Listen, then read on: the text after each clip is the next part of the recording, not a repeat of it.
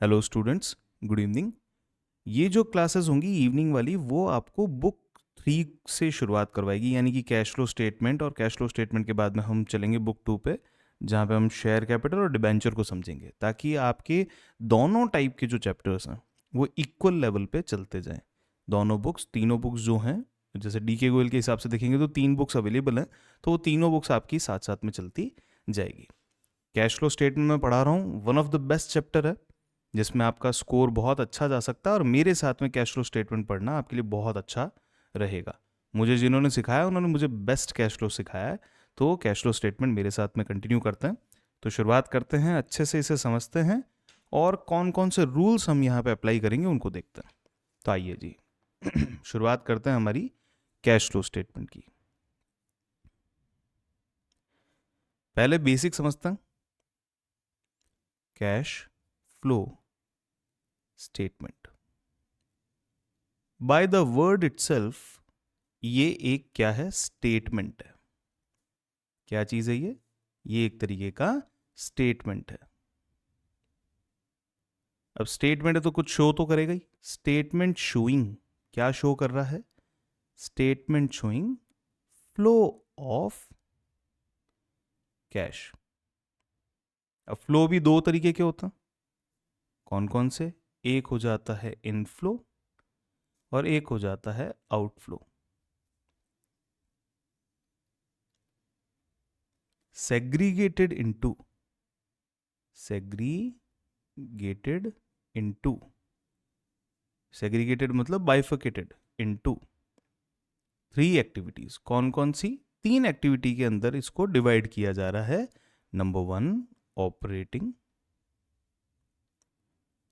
Number 2 investing, and number 3 financing.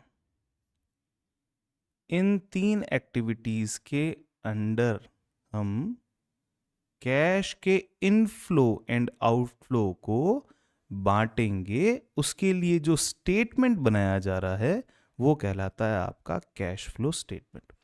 तो it is a statement,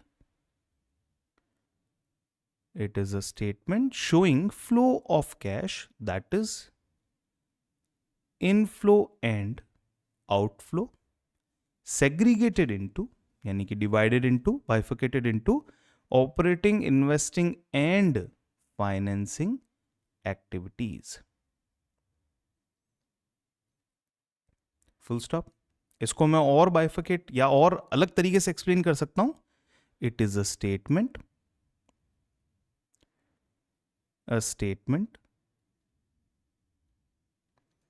that shows, that show change in cash and cash equivalent during a period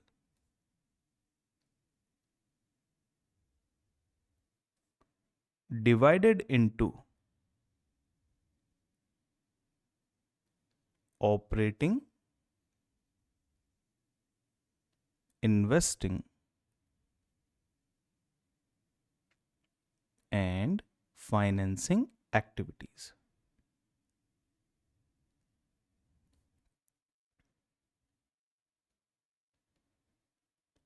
in 3 activities से cash and cash equivalent में कितना change हुआ, inflow हुआ या outflow हुआ, जिसे आप बांटेंगे इन 3 एक्टिविटीज के बेसिस पे, तो आपको पता चल जाएगा कि एक पर्टिकुलर पीरियड के ड्यूरेशन में कैश एंड कैश इक्विवेलेंट में कितना चेंज हुआ। तो आप कैश फ्लो को ऐसे भी समझा सकते हैं, कैश फ्लो को आप ऐसे भी समझा सकते हैं। अब बात करते हैं कैश एंड कैश इक्विवेलेंट कितना है, या कैसे कहते हैं cash and cash equivalent equal to cash balance, bank balance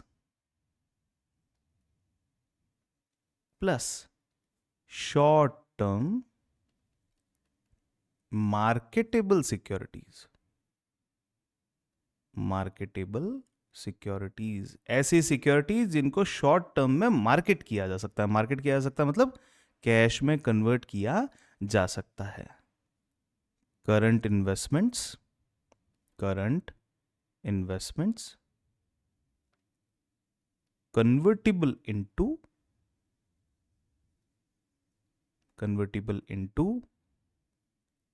cash and cash equivalent within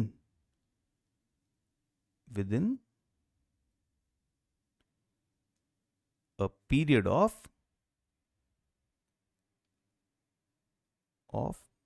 3 months or less।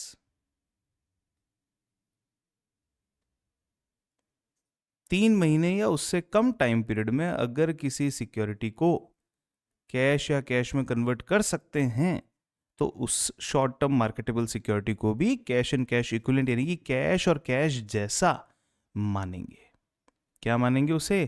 Cash and cash equivalent माना जाएगा। क्लियर है? तो अब हमें क्या ढूंढना है? Change in cash and cash equivalent हमें ढूंढना है। और वो कहां से आएगा? Cash flow from operating activity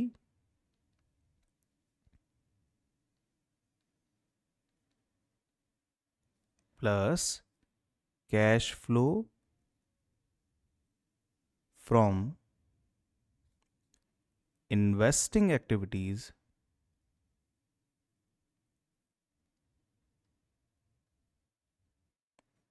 plus cash flow from financing activities। ठीक है?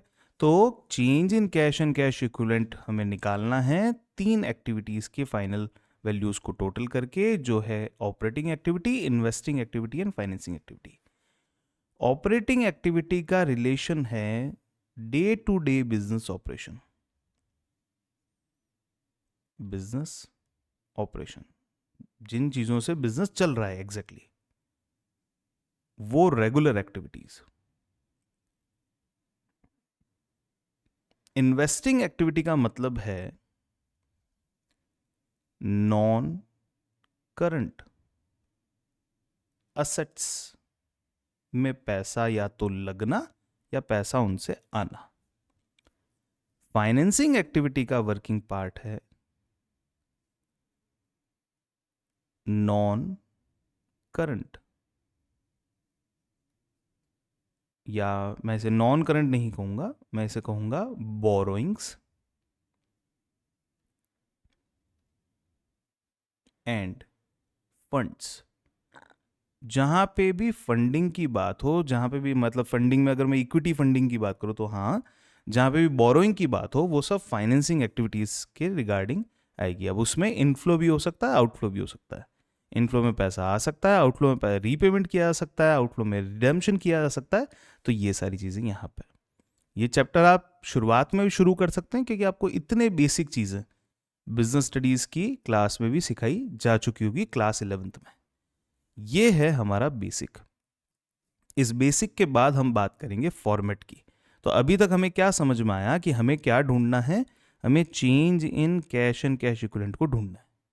कितनी एक्टिविटीज में डिवाइड करके? 3 एक्टिविटीज में डिवाइड करके। इससे क्या पता चलेगा? इससे बिजनेस की हेल्थ पता चलेगी कि एक्चुअल में कैश पोजीशन कैसी है और बिजनेस किस पोजीशन पे वर्क कर रहा है, बिजनेस की कंडीशन कैसी है, कितनी अच्छी है, कैश फ्लो कितना स्ट्रांग है।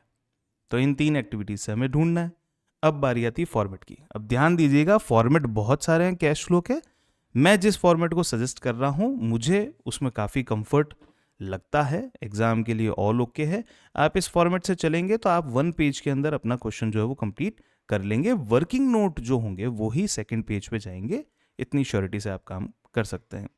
अगर केवल ऑपरेटिंग एक्टिविटी या केवल इन्वेस्टिंग एंड फाइनेंसिंग एक्टिविटी का क्वेश्चन आपका एग्जाम में आता है 6 मार्क का, जो जनरली आ जाता है आजकल, तो उस कंडीशन में तो आप 1 पेज में ही सारा काम कंप्लीट कर लेंगे। तो बढ़ते हैं आगे, अब बढ़ते हैं अपन फॉर्मेट की तरफ। कैश फ्लो का जो फॉर्मेट होगा वो कैसा दिखा जाएगा। ये आपका मेगा माइंड का पेज है। इस मेगा माइंड के पेज पे सबसे पहले अपन बना रहे हैं फॉर्मेट, है ना, ठीक है। फॉर्मेट के बेस पे ही अपन आगे बात करेंगे कि फॉर्मेट बनाने के साथ साथ में अपने को वर्किंग नोट कैसे बनाने होंगे और कौन से रूल्स अप्लाई करने होंगे। तो आज की क्लास में हम फॉर्मेट देखेंगे, जो रूल अप्लाई करने वाले होंगे वो देखेंगे, और उनको वर्किंग नोट में अप्लाई करके बेसिक स्ट्रक्चर वर्किंग नोट के कौन कौन से हो सकते हैं वो अपन देखेंगे आज की क्लास में। तो चलिए सबसे पहले बात करते हैं फॉर्मेट की। मेन हेडिंग आप लगाएंगे सबसे ऊपर, कैश फ्लो स्टेटमेंट।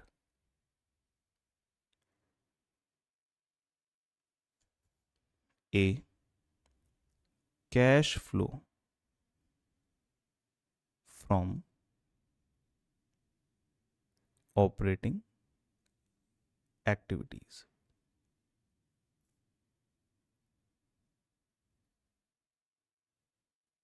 ये हो गया आपका फर्स्ट एक्टिविटी की शुरुआत। अब यहां लिखेंगे आप चेंज इन, इसे खाली छोड़ दीजिए। फिर प्लस माइनस आप करेंगे पहले एडजस्टमेंट की शुरुआत, जिसे हम कहेंगे एप्रोप्रिएशन एंड टैक्स एडजस्टमेंट्स।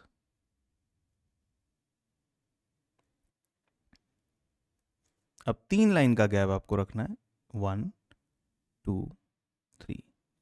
जो नेक्स्ट लाइन आएगी उसमें आप लिखेंगे profit before tax and EOI। Tax and EOI generally आपके कोर्स में कंसिडर किया नहीं जाता है, but as far as format जो दे रखा है उसके अंदर आप EOI लिख सकते हैं, अदरवाइज आप प्रॉफिट बिफोर टैक्स भी लिख सकते हैं। अब आप लिखेंगे प्लस माइनस। एग्जाम में आपके इतनी ही लाइन की कॉपी आएगी, इसलिए मैं आपको इसी तरीके से सिखा रहा हूं कि एग्जाम में बेसिकली क्या करना है वो आप ध्यान से समझ पाए। प्लस माइनस एडजस्टमेंट्स फॉर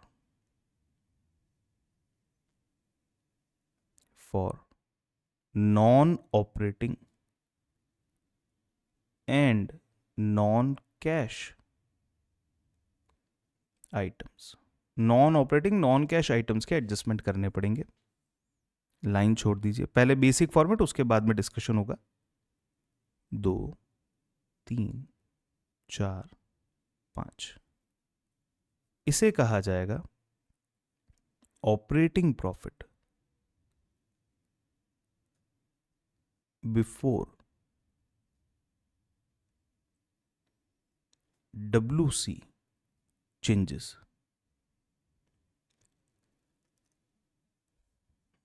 अब करें plus minus working capital changes. Working capital, जिसे मैं कहूंगा शॉर्ट में WC चेंजेस।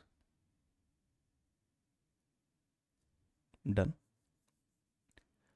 लाइन छोड़ दें 1 2 3 4 और 5। सेकेंड हाफ में आ जाए, वहां लिखें cash operating profit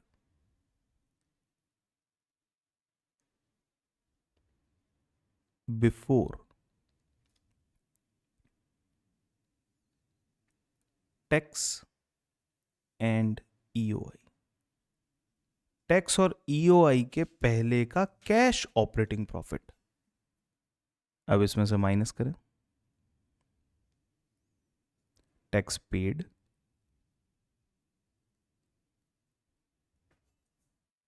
plus minus करें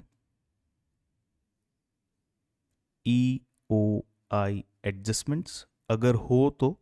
अभी आपके कोर्स में ये चीज़ें नहीं हैं तो इसलिए आप इसको इजीली हटा भी सकते हैं। 2 साल पहले के सैम्पल पेपर की अगर हम बात करें, मतलब लास्ट टू लास्ट ईयर वाले सैम्पल पेपर की अगर हम बात करें, तो उसमें EOI एडजस्टमेंट के क्वेश्चंस अवेलेबल थे। तो एडजस्टमेंट जो है वो यहाँ किया जाता है EOI एडजस्टमेंट का, बट ठीक है जनरली एग्जाम में वो चीज़ नहीं आती है, तो फोकस करें आगे। ये कहलाएगा नेट कैश फ्लो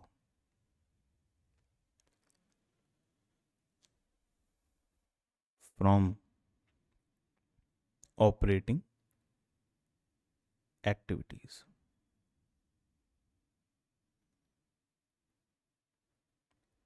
ठीक है, पूरा एक्सप्लेनेशन अभी एक बार पहले फॉर्मेट लिख लो, उसके बाद कंप्लीट एक्सप्लेनेशन आपके पास में आएगा, क्यों किया गया, ये इतने सारे पार्ट क्यों बनाए गए हैं, इन सब को हम समझेंगे आराम से। अब आए B, cash flow from investing activities.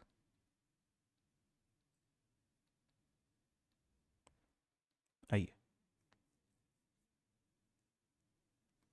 Lines आपको छोड़नी है 5।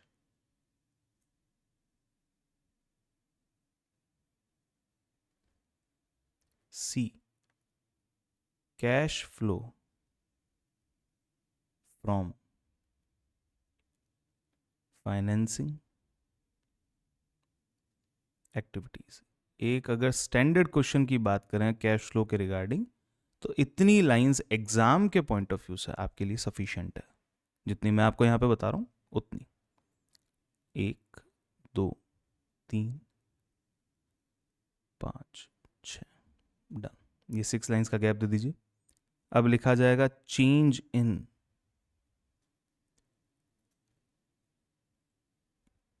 कैश एंड कैश इक्विवेलेंट,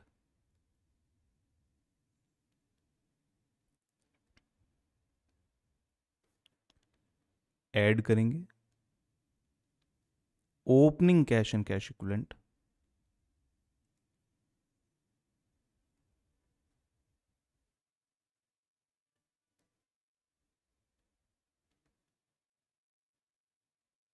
तो हम पहुंच जाएंगे closing cash and cash equivalents पे।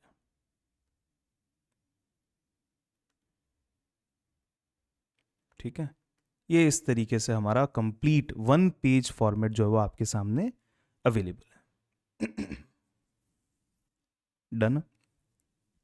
अब इसको पूरा समझते हैं कि बेसिकली इनमें क्या क्या चीज़ें कहाँ कहाँ पे आएगी। तो मैं फॉर्मेट को अब थोड़ा सा फिल कर रहा हूँ यहाँ पे, फिर उसको री एक्सप्लेनेशन में लेंगे कि इसको वापस से समझेंगे कि कैसे क्या क्यों किया गया। तो पहले अपन इसको फिल कर लेते हैं अंदर। चलिए, चेंज इन, सबसे पहले यहां जब भी आपको लिखना होगा तो यहां आएगा change in statement of P and L.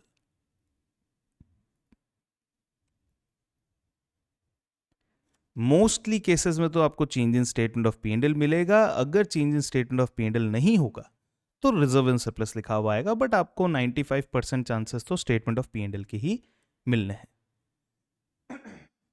बढ़े आगे। एप्रोप्रिएशंस क्या होती है? एप्रोप्रिएशन वो आइटम होते हैं जो आप अपनी इच्छा से करते हैं, ठीक है, जिसमें आपके पास में ऑप्शन अवेलेबल होता है। ठीक है, कंपनीज के केस में ये एप्रोप्रिएशन वाले जो आइटम्स होते हैं वो कौन से होते हैं? जैसे जनरल रिजर्व में ट्रांसफर करना प्रॉफिट को, तो transfer to general reserve, general reserve में प्रॉफिट को ट्रांसफर करना, ये एक आइटम यहां पे आता है, जनरली देखा जाता है। दूसरा आइटम जो होता है वो डिविडेंड का प्रपोजल होता है, डिविडेंड प्रपोज्ड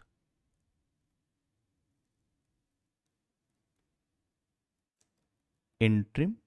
इंट्रिम डिविडेंड वो डिविडेंड होता है जो साल के खत्म होने से पहले दिया जाता है, यानी कि 1 साल और दूसरे साल की 2 साल की बिगिनिंग के बीच में, यानी कि ड्यूरिंग द ईयर दिया जाता है। तो मैं लिख देता हूं interim and final. Final dividend वो होता है जो ईयर एंड के बाद में दिया जाता है, प्रपोज किया जाता है। ठीक है, तो ईयर एंड होने के बाद में जो डिविडेंड दिया जा रहा है वो फाइनल डिविडेंड है, और ईयर एंड होने से पहले जो दिया जा रहा है वो है इंटरिम डिविडेंड। दोनों ही डिविडेंड जो है वो एप्रोप्रिएशन का पार्ट है। क्यों? क्योंकि डायरेक्टर्स डिसाइड करते हैं कितना डिविडेंड प्रपोज करना है, तो इच्छा थोड़ी सी यहाँ आ जाती है। हमने यहाँ पे तीसरा नाम टैक्स एडजस्टमेंट भी लिखा, तो हम यहाँ लिखेंगे थर्ड नंबर पे टैक्स एक्सपेंस प्रोवाइडेड फॉर। ये हो गया आपका एप्रोप्रिएशन वाला सेक्शन। एप्रोप्रिएशन वाले सेक्शन में आपको ये 3 आइटम ही जनरली देखने को मिलेंगे, ठीक है। अब आए adjustments for non operating non cash item. अगर आपकी ऑपरेटिंग एक्टिविटी जिसकी शुरुआत आपने प्रॉफिट एंड लॉस अकाउंट के बैलेंस से ली है, प्रॉफिट एंड लॉस अकाउंट में कितना चेंज हुआ था अगर उससे ली है, तो हमारे उसी प्रॉफिट एंड लॉस अकाउंट में, कंपनी के उसी प्रॉफिट एंड लॉस अकाउंट में कई ऐसे आइटम्स होंगे जो या तो नॉन कैश होंगे या नॉन ऑपरेटिंग होंगे। उन दोनों आइटम्स को हमें हटाना है, यानी कि रिवर्स करना है। क्या हो सकते हैं वो? या तो वो नॉन ऑपरेटिंग होंगे या फिर वो नॉन कैश होंगे। क्लियर है? तो अगर एक्सपेंसेस थे जिन्हें हमने घटाया था, उन्हें वापस से जोड़ा जाएगा, और अगर इनकम थी जिसे हमने जोड़ा था, तो उन्हें रिवर्स कर दिया जाएगा, यानी कि माइनस कर दिया जाएगा। तो समझता है? क्या प्लस करेंगे? Non operating expenses. ऐसा कोई एक्सपेंस जो आपको लगता है कि या तो वो इन्वेस्टिंग के रिगार्डिंग है या फिर वो फाइनेंसिंग के रिगार्डिंग है। इन्वेस्टिंग के रिगार्डिंग एक्सपेंस क्या होता है? जैसे लॉस हो गया किसी एसेट को बेचने से, फिक्स एसेट को बेचने से, इन्वेस्टमेंट को बेचने से, या फिर डेप्रीशिएशन हो गया, ठीक है, फिक्स एसेट्स के ऊपर, या फिर गुडविल जैसी कोई एसेट होती है उसको राइट ऑफ कर दिया, मतलब खत्म कर दिया। तो उन सारी चीज़ों को आपको नॉन ऑपरेटिंग एक्सपेंस की कैटेगरी में रखना है। और एडजस्टमेंट क्या करेंगे? हम इसे प्लस कर देंगे, जोड़ देंगे, क्योंकि पहले घटाया गया था। Cash flow from financing activity की अगर हम बात करें तो फाइनेंसिंग के एक्सपेंसेस कौन से होते हैं? जैसे इंटरेस्ट का पेमेंट हुआ, डिविडेंड का, चलो डिविडेंड तो ऊपर कंसिडर हो जाएगा, इंटरेस्ट का जो पेमेंट है वो इंटरेस्ट का पेमेंट आपका नॉन ऑपरेटिंग एक्सपेंस की कैटेगरी में आएगा। अब बढ़े, प्लस करें नॉन कैश एक्सपेंसेस। अगर मैं डेप्रिसिएशन की बात करूं तो वो नॉन कैश आइटम भी है। ऐसा कोई भी एक्सपेंडिचर, ऐसा कोई भी एक्सपेंस जो कैश में नहीं किया गया लेकिन कहां लिखा हुआ है? P&L अकाउंट में तो लिखा हुआ है, P&L अकाउंट में तो उसे माइनस किया गया था। तो ऐसे किसी भी एक्सपेंस को जो नॉन कैश कैटेगरी का एक्सपेंस है उसे हम वापस से जोड़ देंगे। अब बढ़ते हैं, माइनस किसे करेंगे? नॉन ऑपरेटिंग इनकम को।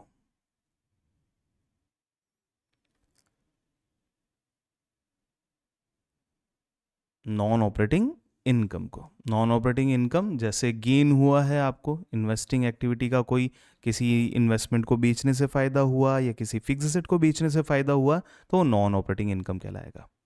क्लियर? वैसे इसमें और भी एग्जांपल ले सकते हैं, जैसे इंटरेस्ट का मिलना इन्वेस्टमेंट्स पे, जैसे रेंट का मिलना, प्रॉपर्टीज जो हैं इन्वेस्टमेंट्स जो हैं वो, ये सब भी इसी का पार्ट बनेंगे। अब बढ़ते हैं नॉन कैश इनकम। ऐसी कोई इनकम जो कैश में रिसीव नहीं हुई, उस इनकम को भी यहीं कंसिडर किया जाएगा। क्लियर है? उसे भी यहां कंसिडर करेंगे। तो non operating non cash items का एडजस्टमेंट यहां किया जाएगा। जिन आइटम्स को प्रॉफिट एंड लॉस का फाइनल रिजल्ट निकालने के लिए माइनस किया गया था, यानी कि ये दो आइटम, उन्हें वापस से जोड़ देंगे, और जिन आइटम्स को प्लस किया गया था उन्हें घटा देंगे। बढ़ते हैं आगे। Working capital changes. 4 तरीके के वर्किंग कैपिटल चेंजेस पाए जाएंगे। वर्किंग कैपिटल किसे कहा जाता है? करंट असेट्स और करंट लाइबिलिटीज का जो डिफरेंस होता है उसे वर्किंग कैपिटल कहते हैं। यानी कि करंट असेट में से करंट लाइबिलिटी को घटा के वर्किंग कैपिटल आता है। अब यहां मेरे साथ साथ में चलना, आपको एक रूल भी समझ में आएगा। अगर करंट असेट बढ़ती है, इंक्रीज इन करंट असेट, अगर करंट असेट्स बढ़ती है, करंट असेट्स का बढ़ना का मतलब क्या होता है बेटा? कि करंट असेट बढ़ गई है, असेट जब बढ़ती है तो पैसे जाते हैं। अगर करंट असेट बढ़ती है तो पैसे जाएंगे, यानी कि हमें माइनस आउटफ्लो दिखाना है। अगर करंट असेट घटती है, यानी कि मान लीजिए करंट असेट हमने बेच दी, उसकी वजह से घट गई, तो उसे हमें इनफ्लो की तरह दिखाना है।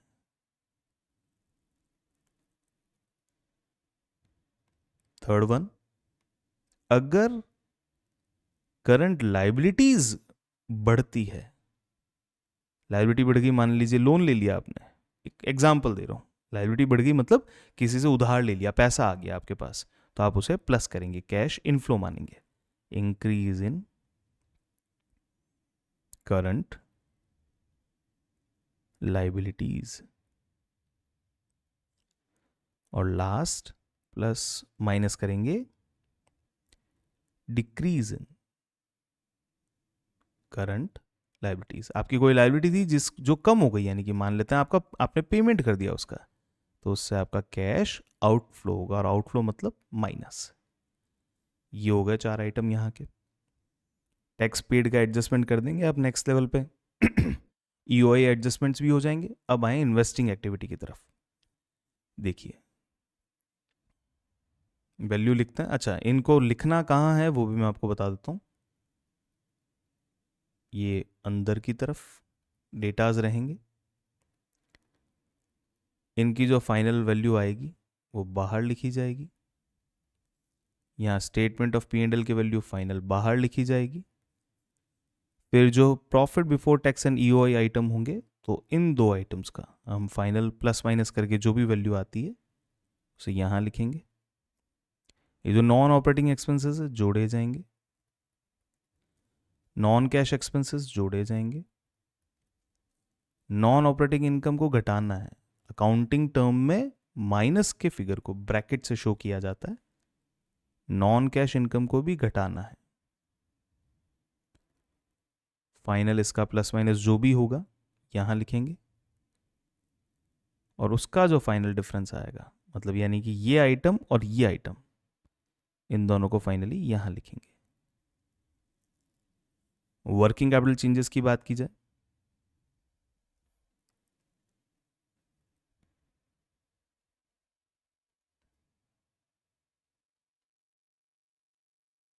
इस तरीके से चारों ट्रीटमेंट किए जाएंगे। अगर कोई फिगर माइनस में जाएगा तो ब्रैकेट लगाएंगे, कोई फिगर अगर प्लस में होगा तो नॉर्मली लिखेंगे। ये वैल्यू आ जाएगी आपकी फाइनल। इन दोनों का फाइनल जो वैल्यू होगा वो आ जाएगा इस जगह पे, tax paid by the name itself, it's a negative value. फिर आए ईओआई एडजस्टमेंट, प्लस माइनस कुछ भी हो सकता है, और जो फाइनल वैल्यू आएगी उसे आप यहां पे ए करके लिख सकते हैं कि ये ए का फाइनल आंसर है। ए मींस ऑपरेटिंग एक्टिविटी, ए हमने पहले ही रेफर कर दिया था, cash flow from operating activities. Done. Format जरूर लिखें, जितनी बार आप फॉर्मेट लिखेंगे उतना ही आपको ज़्यादा से ज़्यादा बेनिफिट इस पर्टिकुलर क्लास का मिलेगा। और अगले 5 दिन में आप, मैं गारंटी देता हूँ कि अगले 5 दिन में आप कैश फ्लो स्टेटमेंट के मामले में एक एक्सपर्ट बन जाएंगे, मेरी गारंटी है। अब आए cash flow from investing activity. Investments क्या होता है, जैसे नॉन करंट असेट हो गया, नॉन करंट इन्वेस्टमेंट्स हो गया, non current asset non current investment हो गया, फिक्स असेट्स हो गया, ये जो चीज़ें हैं ये इन्वेस्टिंग एक्टिविटी का पार्ट बनती है। तो देखें,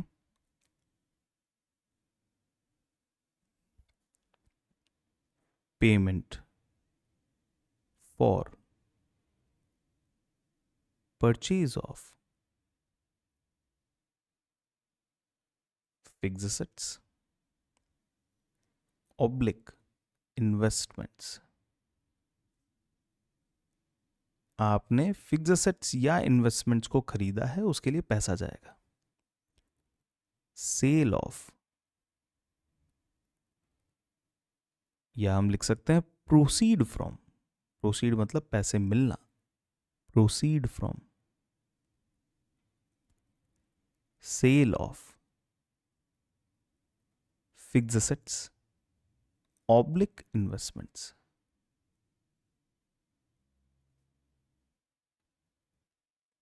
ये हो गया साहब आपका पैसा आना। तीसरा, रिसीट ऑफ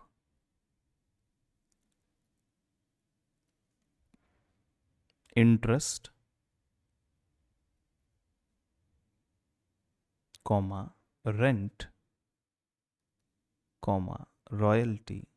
रॉयल्टी भी एक तरह का रेंट ही होता है, प्रोडक्शन बेस्ड है, किसी पर्टिकुलर आउटपुट बेस्ड जब रेंट होता है उसे रॉयल्टी कहते हैं। तो ये सब आपको आपके इन्वेस्टमेंट्स पे मिल रहा है। ये जो भी वैल्यू हुई, जो अमाउंट रिसीव हुआ, इनफ्लो कहलाएगा, और फाइनल वैल्यू को आप बाहर की तरफ लिख सकते हैं। इसे कह सकते हैं आप cash flow from, net cash flow from investing activity, और बी। मैं जनरली ये वैल्यू लिख के फाइनल वैल्यू बाहर लिख देता हूँ और इसका रेफरेंस सीधा बी आ जाता है, क्योंकि इन एंड आउट में फाइनल कर चुका हूँ।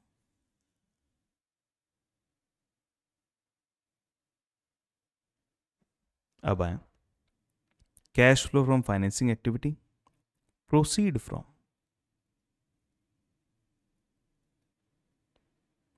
शेयर्स, शेयर्स से पैसा मिला, ऑब्लिक डिबेंचर्स, ऑब्लिक लोन्स, इन सब से पैसा मिला। तो पैसा मिला तो आप करेंगे इसे प्लस। अगला रीपेमेंट।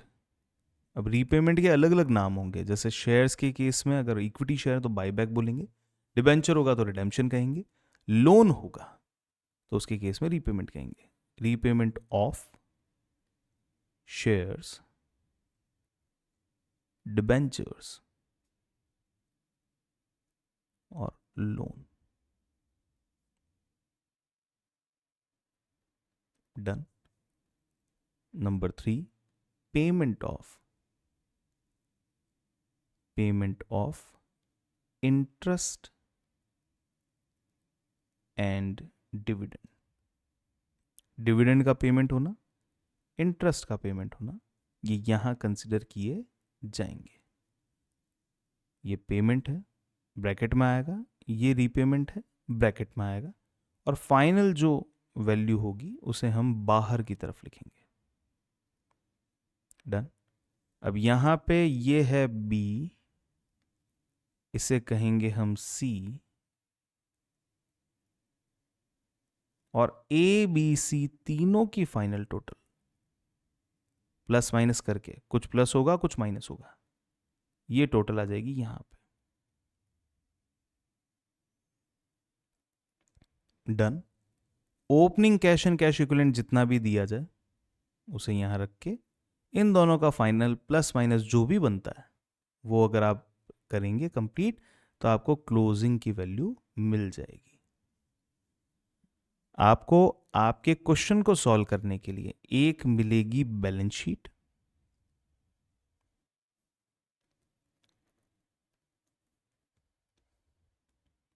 क्या क्या इंफॉर्मेशन आपको मिलेगी एग्जाम में? एक मिलेगी आपको बैलेंस शीट, फिर मिलेंगे आपको notes to accounts,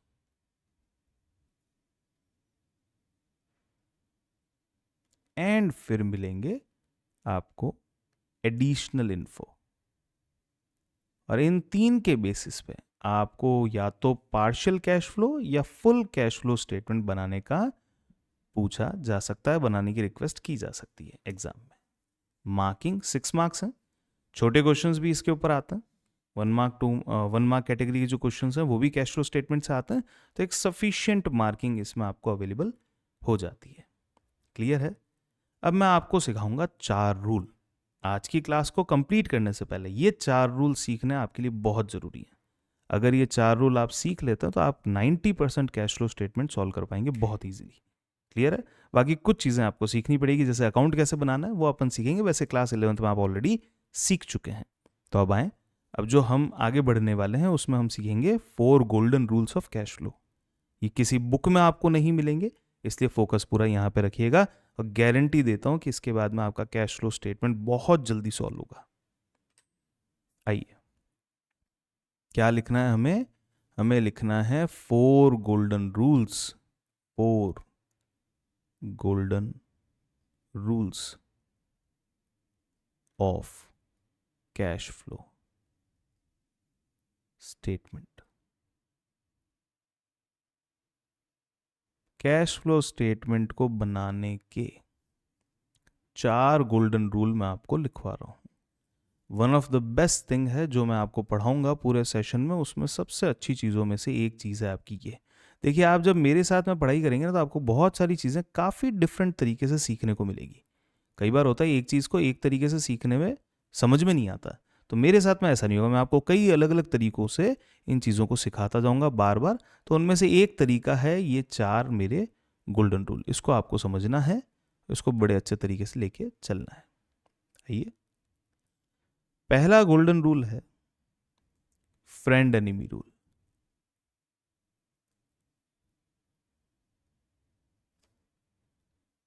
friend enemy rule क्या कहता है पता है? फ्रेंड्स जो होते हैं हम उनके साथ में रहते हैं, यानी कि फ्रेंड अगर खुश होता है तो हम भी खुश होते हैं, फ्रेंड अगर उदास होता है तो हम भी उदास होते हैं। यानी कि फ्रेंड जिस तरीके से मूव करता है वैसे ही हम भी मूव करता है। यानी कि फ्रेंड अगर अप है तो हम भी अप होंगे, फ्रेंड अगर डाउन है तो हम भी डाउन होंगे। और मैं फ्रेंड कैटेगरी में रखना चाहूंगा लाइबिलिटीज को। लाइबिलिटीज में मैं एक्सटर्नल इंटरनल अभी के लिए दोनों ले रहा हूं। मतलब लाइबिलिटीज सेक्शन के अंदर जो कुछ भी आ रहा है उन्हें हम फ्रेंड्स मानेंगे। यानी कि अगर वो बढ़ेंगे तो हम कैश फ्लो में हम भी बढ़ाएंगे, अगर वो घटेंगे तो कैश फ्लो में हम भी घटाएंगे। अब एनिमीज कौन है? एनिमीज के केस में उल्टा कार्यक्रम चलेगा। दुश्मन अगर बढ़ता है तो हमें बड़ा डिप्रेशन होता है, दुश्मन अगर गिरता है तो हमें बड़ा मजा आता है। तो ऐसा समझ लीजिए।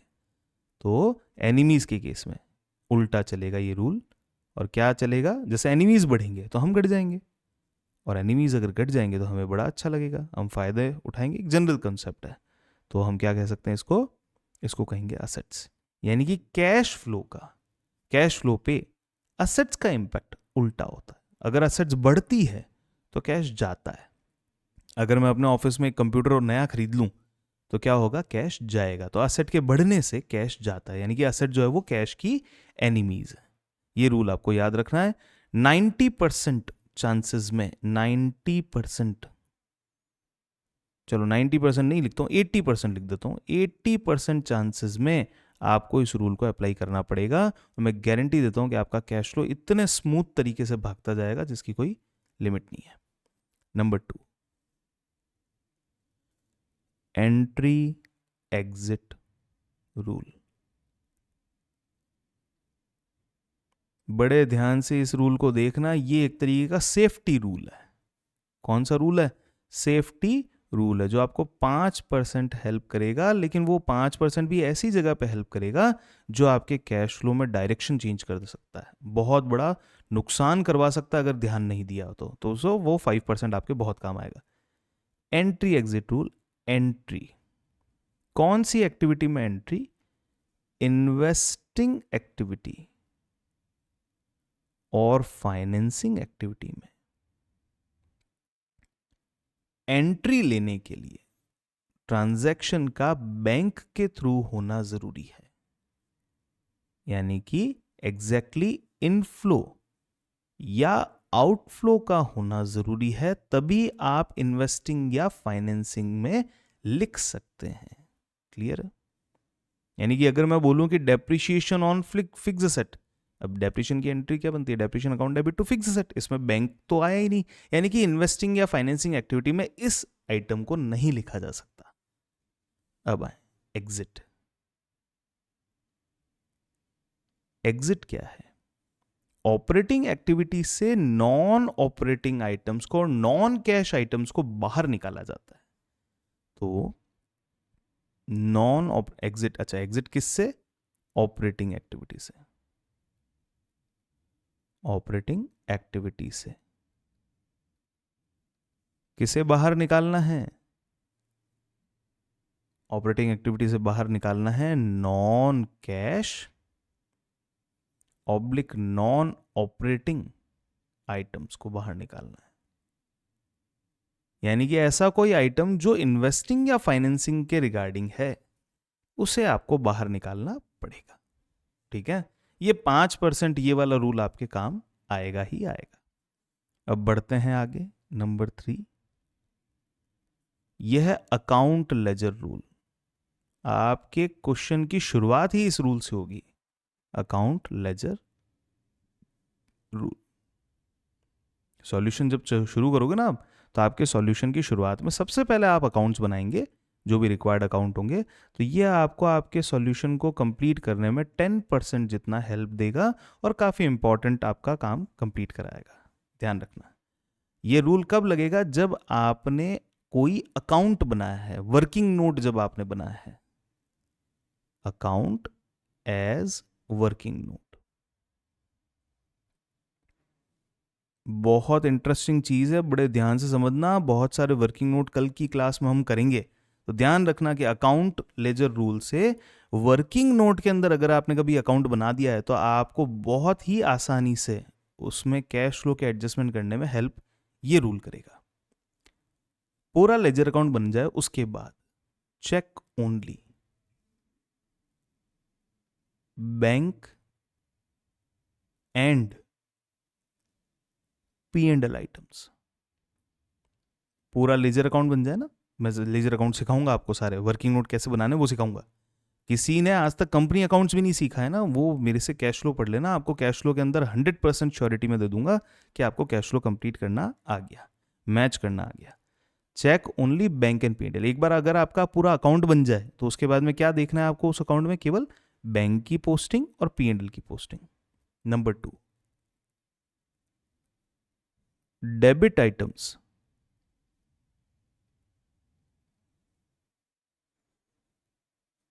will be minus and credit items will be plus। अगर आपके लेजर अकाउंट में बैंक और P&L जो आ रहे हैं अगर वो डेबिट में आ रहे हैं तो कैश फ्लो में उनका ट्रीटमेंट माइनस वैल्यू से होगा। अगर वही अमाउंट आप वही आइटम्स जो हैं वो आपके क्रेडिट में आ रहे हैं तो उनका जो एडजस्टमेंट होगा वो पॉजिटिव वैल्यू से होगा। नंबर 3, बैंक अगर दिख जाए तो वो कहां लिखा जाएगा? इन्वेस्टिंग, फाइनेंसिंग या ऑपरेटिंग। मैंने इन्वेस्टिंग को पहले इसलिए लिया क्योंकि जनरली इन्वेस्टिंग के ही अकाउंट्स बनाए जाएंगे। Investing, financing, operating, depending upon the ledger, depending upon the ledger. जो लेजर है उसके ऊपर डिपेंड करता है कि ये अकाउंट, ये जो ट्रांजेक्शन है बैंक वाले वो कहाँ जाएंगे। सपोज आप मशीनरी अकाउंट बना रहे हैं तो इन्वेस्टिंग का पार्ट हो गया। सपोज आप डिबेंचर का अकाउंट बना रहे हैं तो फाइनेंसिंग का पार्ट हो गया। सपोज आप प्रोविजन फॉर टैक्स का अकाउंट बना रहे हैं तो पार्ट हो गया ऑपरेटिंग का। तो अगर बैंक उन अकाउंट में आया है तो वो इन्वेस्टिंग, फाइनेंसिंग या ऑपरेटिंग में लिखा जाएगा। और लास्ट इसका पार्ट है, सब पार्ट है नंबर 4, दैट इज P&L। अगर आपने कहीं पे भी प्रॉफिट एंड लॉस देख लिया है लेजर पोस्टिंग के अंदर तो उसका एक ही ठिकाना है, वो जाएगा ऑपरेटिंग एक्टिविटी में। कल हम ये सारे रूल्स जो हैं वो प्रैक्टिकल बेसिस पे देखेंगे और अकाउंट लेजर रूल को सबसे ज्यादा देखेंगे। देखो पोर्शन तो कम आएगा एग्जाम में, लेकिन जिस टाइप के क्वेश्चंस आएंगे वो हमें देखने जरूरी है। तो देखिए क्या क्या रूल हुए अकाउंट लेजर में। पहला, check only bank and P&L। दूसरा, डेबिट आइटम होंगे माइनस, क्रेडिट आइटम होंगे प्लस। तीसरा, बैंक जो है वो इन्वेस्टिंग, फाइनेंसिंग या ऑपरेटिंग में जाएगा और P&L जो है वो ऑपरेटिंग एक्टिविटी में ही शो किया जाएगा। लास्ट रूल, आउटसाइड आइटम और हिंट्स।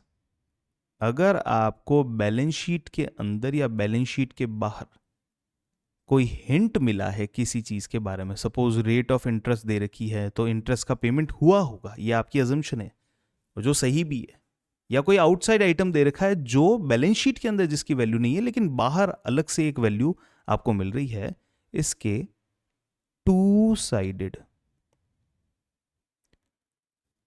इंपैक्ट्स होंगे। One will be positive, then equal other will be negative. एक जगह पे पॉजिटिव इफेक्ट आएगा उतना ही इफेक्ट किसी दूसरी जगह पे नेगेटिव दिया जाएगा। यानी कि फाइनेंसिंग के अंदर अगर आप पॉजिटिव नेगेटिव कर रहे हैं तो ऑपरेटिंग के अंदर पॉजिटिव हो जाएगा। इन्वेस्टिंग के अंदर अगर आप पॉजिटिव कर रहे हैं तो ऑपरेटिंग में नेगेटिव हो जाएगा। इस तरीके से टू साइडेड इंपैक्ट आपके रहेंगे। ये 4 रूल अगर आपको याद हो गए तो मैं आपको गारंटी देता हूं कि मुझसे बेटर कैश फ्लो स्टेटमेंट आपको कहीं समझ नहीं आएगा। यहां से जो कैश फ्लो आप सीख के जाएंगे उससे बेटर कैश फ्लो आपको कहीं देखने को नहीं मिलेगा। तो ये 4 रूल में मेरे साथ में चलिएगा। आज की क्लास में हम इतना ही करेंगे। ये आज की क्लास में जितनी भी चीज़ें पढ़ाई गई है, कल उन्हीं चीज़ों में से बहुत सारी चीज़ों को वापस से किसी और तरीके से समझाया जाएगा। तो कल की क्लास ज़रूर अटेंड करना, शाम की क्लास, और अपने कैश फ्लो को एक स्टेप अप और करके जाना। अगर आपको आज की क्लास समझ में आ गई है तो आपको 70% के आसपास में कैश फ्लो कैसे करना है वो समझ में आ चुका है। अब केवल आपको प्रैक्टिस करनी है। टाइम जो लगेगा एक क्वेश्चन को सॉल्व करने में वो करीबन 8 से लेके 12 मिनट के बीच का टाइम पीरियड आपका होगा, जो एक सफिशिएंट टाइम पीरियड है एक 6 मार्क के क्वेश्चन को सॉल्व करने के लिए। और गारंटी देता हूं कि आपके ये 6 मार्क का क्वेश्चन कभी गलत नहीं होगा। आज की क्लास को हम यहीं पे स्टॉप करते हैं। आपके 4 golden rule cash flow statement के आपके सामने हैं। इससे पहले कैश फ्लो स्टेटमेंट का फॉर्मेट अवेलेबल है आपके पास में। हम हमेशा इन क्वेश्चन को सॉल्व करेंगे। कल की क्लास में क्या क्या होगा, कल की क्लास में हम अकाउंट लेजर को देखेंगे और उससे पहले हम इन्हीं सारी चीज़ों को डिफरेंट तरीकों से एक बार वापस से समझने की कोशिश करेंगे ताकि हम इन चीज़ों को और अच्छे तरीके से कर लें। Thank you so much for watching this video. Keep watching the next video.